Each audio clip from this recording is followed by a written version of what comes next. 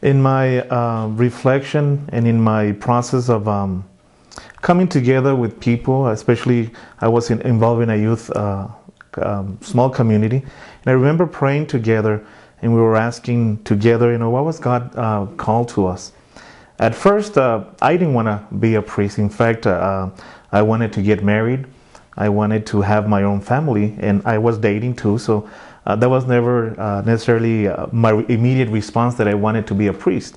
What I did wanted to, though, was to serve God. And I wanted to serve God with everything that I had, all my time, my gifts and talents that I was discovering that God had given me. But there came a moment in my own reflection, in my own process of life, that God was calling me to something deeper. I thought that was, again, married life and service somehow. But I was discovering that God was calling me to the priesthood. When I entered seminary, it was just a go and see, because I wasn't sure. I know that God was calling me to serve Him, but I didn't know He was calling me to be a priest. In fact, probably I didn't want to be a priest, but I discovered it, though, in that process of prayer, of reflection, of journeying with others. It's not that I didn't like the priesthood or anything, it's just that I didn't see myself as a priest.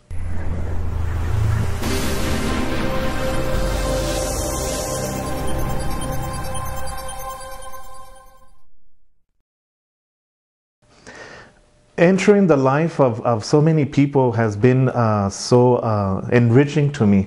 Visiting with families, working with youth, teaching children, delivering and preaching at Mass. The celebration of the Eucharist has just been a great blessing. When at first I'm an introvert, and so being in front of people was always been being nervous.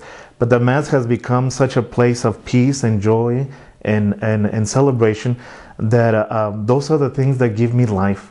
And so I give thanks to God for that opportunity.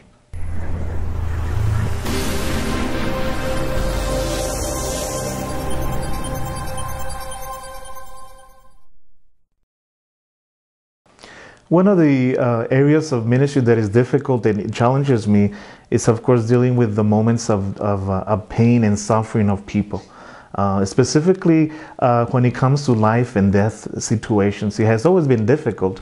Not that I don't want to enter that area, but it's always a challenge for me.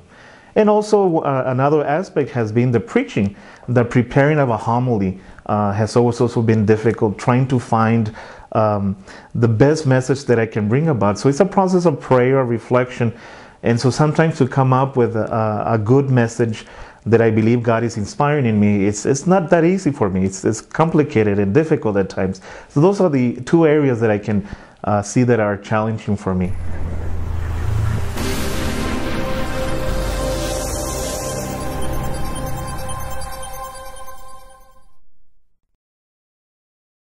I think the best suggestion is the suggestion that I received in my own journey. Don't be afraid of making a mistake. The idea is to enter fully in trying to discover what God has for you. So trust that whatever you decide in your life, God will be with you in that process, whatever that decision may be. It may be a right, it might be a wrong decision. That's not the purpose. The purpose is to respond as best as you can to God. So prepare, through your prayer, prepare through your reflection, prepare through your own devotion to God, and you will find, again, God's voice in your heart, in your own journey, and then respond to it as best as you can. I think that's the best thing we can do, of course, respond to God with our whole life.